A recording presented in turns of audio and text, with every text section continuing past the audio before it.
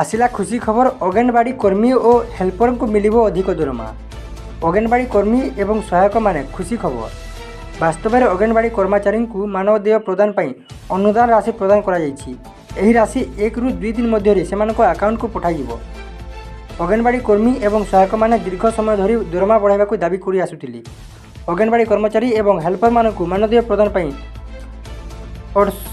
68.95 कोटी टंका जारी करा जायछि।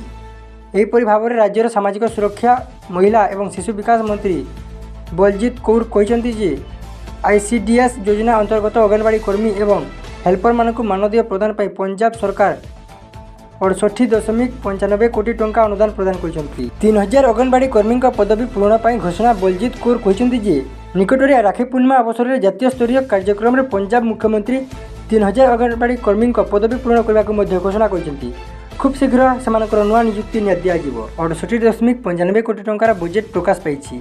ए बाबद सूचना दे बलजीत कौर कहते जे जुलाई ରୁ अक्टोबर मध्य 68.95 कोटी टंकार बजेट प्रकाश पाई।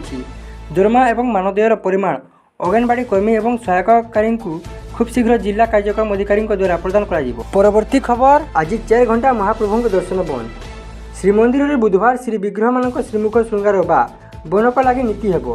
यह एक गुप्त नीति होइतिबारु ए समय महाप्रभु दर्शन बंद रहिबो। बुधवार अपराह्न 5 ରୁ राति 9टा पर्यंत बनक लगी नीति अनुष्ठित हेबाकु थिबारु ए समय सर्वसाधारण दर्शन बंद रहिबो बोली श्रीमंदिर सूचना और लोक संपर्क विभाग पक्षरु सूचना दी जायछि।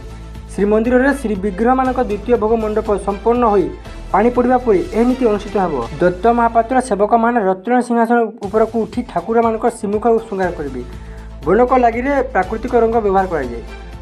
दत्त महापात्र सेवक मान बनक लगी नीति शेष कर श्रीमंदिर को बाहर करने पर श्री विग्रह मान महास्नान नीति संपन्न कराए। अन्य नीति बढ़िया पर दर्शन पुनर्बार आरंभ हो सूचना मिली।